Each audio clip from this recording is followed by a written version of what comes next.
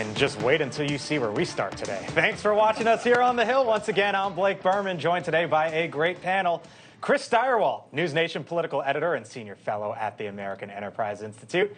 Morgan Ortagus is a former State Department spokesperson for the Trump administration. Scott Bolden is the former D.C. Democratic Party chairman and a legal analyst. And Denise Gitsum, Republican strategist. Hello to you all. Thank you for being here. And here's that question. Can you help us find the missing F-35 fighter jet? That is the question that the U.S. military is asking at this very hour. The stealth fighter jet was being flown in South Carolina, where the pilot ejected over the weekend on Sunday. But the plane is on autopilot and could very well still be in the air. They don't know, or at least they're not saying. The search started in 2 lakes north of the airbase and has since expanded. The post on X reads, quote, "If you have any information that may help our recovery teams locate the F-35, please call the base operations." And they give a phone number. A short time ago, we learned the Marine Corps has ordered a 2-day stand down for all aviation units at some point this week to allow all involved to review safety measures and procedures. How do we lose an F-35 fighter jet, Morgan? It's not easy to do so. So first of all, this is a very expensive plane.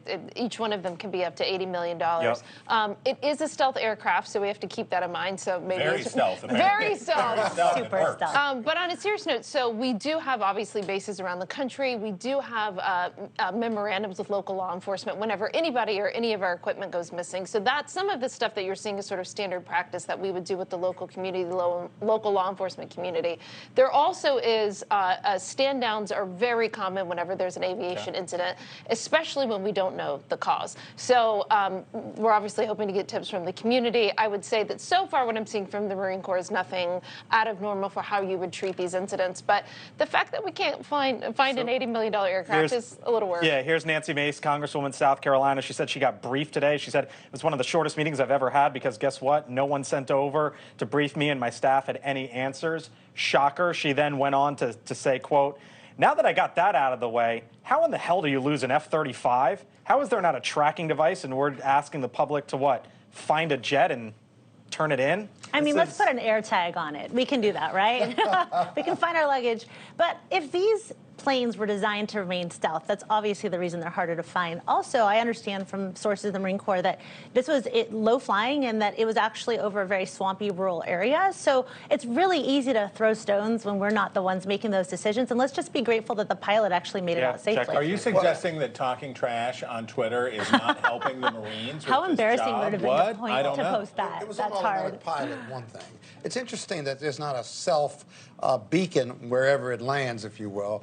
Or my first thought was the UFOs took it. And we'll Back to the UFOs. Always blaming the UFOs. Yeah. Elizabeth Vargas, that's something for you to look at. It is remarkable. I mean, you talk about the F-35, most expensive U.S. weapons program ever. 1,000 jets have been produced in the last 8 years or so. About a dozen of the planes have been destroyed in crashes, and as Morgan noted, you're talking somewhere in the area of $80 million. Wow. Thanks for watching. Go to newsnationnow.com to find NewsNation on your television provider. And don't forget to subscribe. Click the red button to get more of NewsNation's fact-driven, unbiased coverage.